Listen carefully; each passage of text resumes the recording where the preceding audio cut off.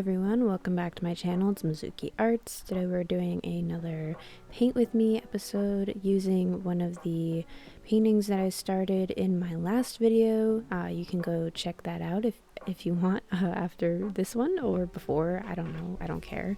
Whichever way you prefer to watch it. But yeah, I just thought it was only right to get one more summery, colorful, fun, pretty painting in before, school starts and all that.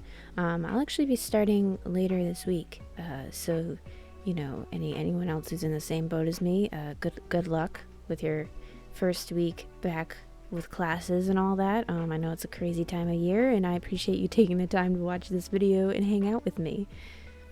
If you do end up enjoying this video, consider hitting subscribe and liking the video. Let me know what you're painting as well in the comments down below, because I do really love that aspect of our community, that we're able to share art with each other and talk about what's going on, what's up. And if you notice on screen, and you've seen a few of my other Paint With Me videos, you might notice that everything's cut apart. And I do collage my paintings, and if you've seen my other Paint With Me's, obviously you know that, but I usually don't cut things apart before I paint them, and I did that so that I could show everyone that was watching my Sketch With Me video how I planned to set up my paintings. So yeah, that's why everything's cut apart. It kind of made for a fun and different painting process. I was quite art blocked when working on this painting. I was just really having a hard time. A couple of my paintings during that week really did not go as I had planned or wanted them to go. So working in a way that was different was kind of important for me, just to feel like I was at least experimenting with something, even if things didn't go perfectly. I was giving my brain a chance to focus on something else than the outcome of the painting, just in case, my art block ended up defeating me, that would not be good. And to anyone else out there struggling with art block, I definitely recommend this approach to paintings while you are art blocked, especially. Just try to experiment and make it different and fun for yourself. That way it's more about the process. Because my mind's on school, I kind of want to talk about that in this video. Hopefully it's not too boring or anything, or too much of a hassle to listen to. But for those of you who don't know, I'm in a 2-year arts program. So I will be graduating this December, actually, which is absolutely terrifying. But I have 3 classes this semester, and I'll talk to you guys about which ones and all that later on, I'm sure at some point in the future. But yeah, they're my last 3, and they're all art classes, and I'm really excited for them.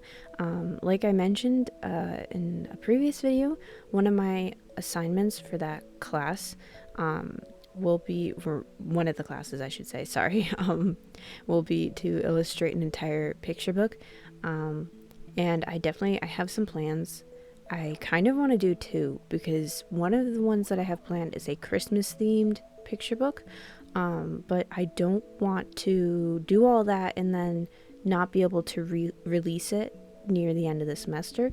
And I feel like if I do a Christmas one and I launch it in December, no one's going to want to buy it by that point, because every other Christmas book that's going to come out this year will be out. So I would kind of want to put that one off for after college, maybe work on it next summer or whatever.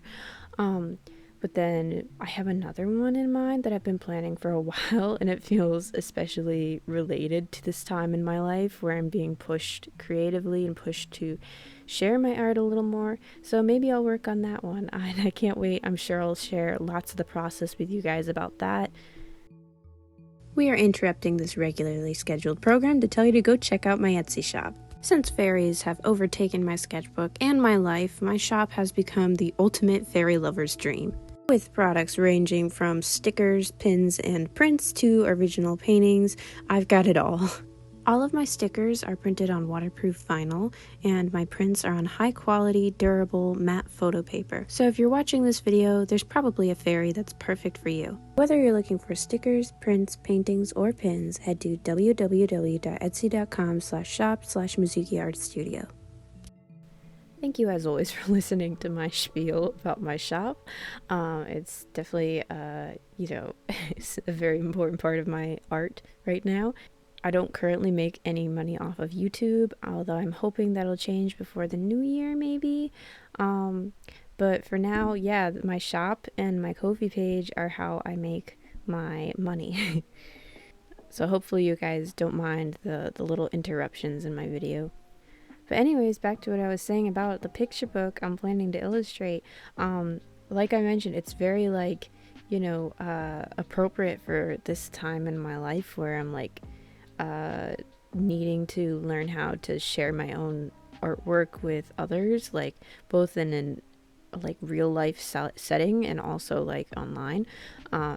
Obviously I'm close to graduating, so I've been sharing my art in person for a while now, and obviously I've been sharing my art online for a while now, but it kind of feels like this book will be very, I don't know, like just relevant. Like I relate a lot to the main character, and I also relate a lot to her friend, and I can't wait to share them with you guys. They are fairies that you've seen before in past paintings, so that's very exciting. Of course, I'm doing all this talking about it, and I haven't actually like illustrated the book yet. Like I have the script, but it's not like finalized, and I have some thumbnails and all that, but even those aren't final yet. But I am like extremely excited to share that with you guys, and I will be publishing it, assuming things don't go terribly wrong this semester and for some reason it doesn't end up finished. But I'm hopeful about it, especially since it is such an important project for me to finish before I graduate, just to prove to myself that, I can be a children's illustrator and I can finish big projects, particularly ones that are personal to me. If you have new school or new classes or whatever this semester, feel free to share your feelings about them with me in the comments down below. I do love to hear from you guys. Like I've mentioned before, that's like my favorite part of sharing videos online, is that I get to interact with people like pretty much across the globe that relate in some way, or painted while they watched this, drew while they watched this, etc., etc. It's cool. I have quite a few younger family members that are also like entering new school environments, and I definitely I feel for them right now, because like starting high school, starting college, what have you, is pretty scary. It's exciting too, but like it's a whole new place, it's a whole new lifestyle pretty much each time you switch or move up, I should say. So I feel for anyone going through that right now. I still can't even believe I only have one semester left. Like I'm gonna be an adult and graduate. And I'm sorry, I'm off screen right now. I'm like mixing colors and everything. That's really quite annoying. Sorry about that. I thought I took care of all that in the footage, but anyways, if you saw my last sketch with me video, like not the most recent one, but the one before, there was a little derpy frog in one of those sketches, and I remember I posted on my Instagram story kind of like making fun of him, and people came running to his defense, and for me personally it became kind of like a meme or an inside joke. So now I just have to include derpy frogs. Like anytime I draw a frog, he has to not look right.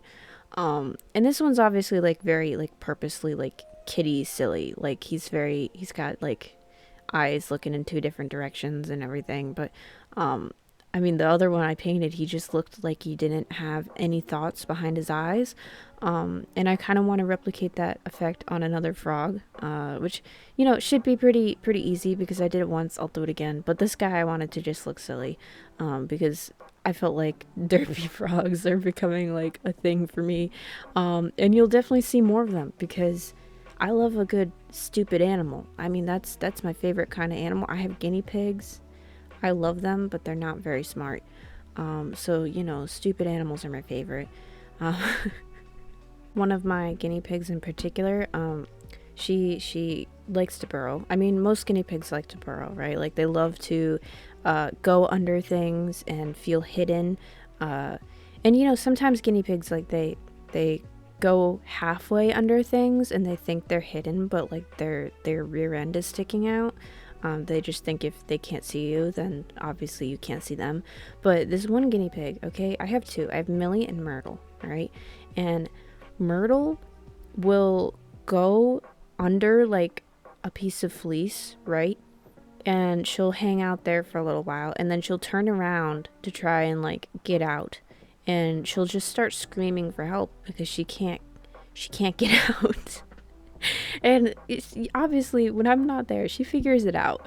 But if I'm there, I go over and I lift the piece of fleece, and she acts all shocked that, you know, she could find her way out to fresh air again.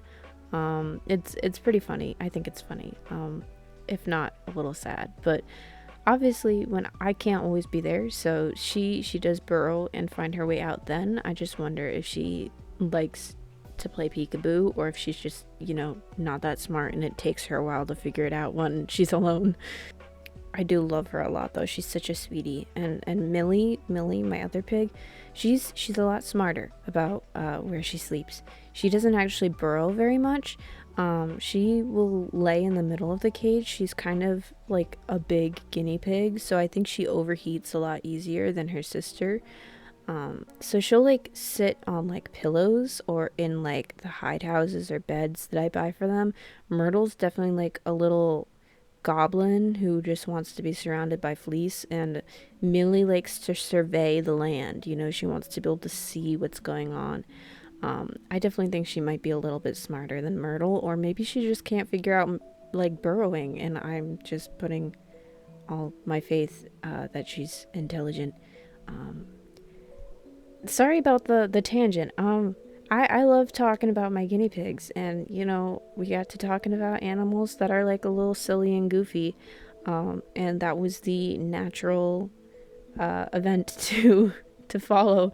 So yeah, if you've watched my paint with me videos before, you'll know tangents are a daily event. So if you enjoy a healthy amount of tangents, you know, I'm certain you frequent my channel.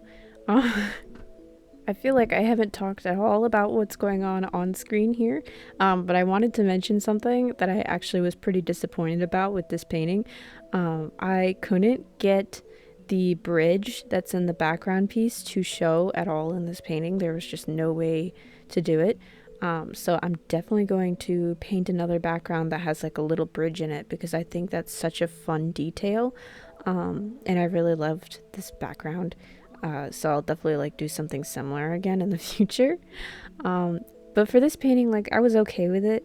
I was sad, but like I liked how the background looked, so I wasn't about to repaint it with the bridge in a different spot, just so that, you know, I could save this one and inevitably have it used in a painting where the bridge still wasn't shown. It's like practically in the center of the background, so of course it's covered. You can see here I'm putting down the fairy, and it's like smack on top of the bridge, and that's fine. I just have to be okay with that. And then I glued on our derpy little frog, the snail, and all our little flowers and everything. And then I throw in some strawberries. And you can see there I'm using a glass to weigh things down, because these little pieces especially just do not stay down until they're like pretty dry. The stuff I'm using is Mod Podge, and Mod Podge is fabulous, but yeah, you have to like weigh things down a little bit. Especially watercolor paper does tend to warp, so I knew I needed to like weigh things down and support it a little bit. And then once everything was glued down, I go back in and I rework some of the values a little bit. This painting was pretty flat, and it still is, which is why I just needed to go in and add some like darker areas to try my best to lift some of those details and like add in some shadows. Like I mentioned, during this week I was just like really super art blocked and just not feeling it. So pretty much no matter what I painted or did or whatever, there was going to be something that I could feel like I could complain about. And that tool I'm using to apply glitter glue for like a little extra shimmer is a broken paintbrush. Yeah, it's just an old paintbrush and it snapped. I don't remember how it snapped, but it snapped. And now this painting is complete. I hope you guys enjoyed watching me go through this. I hope you enjoyed all of the rants and tangents that I went on and on about.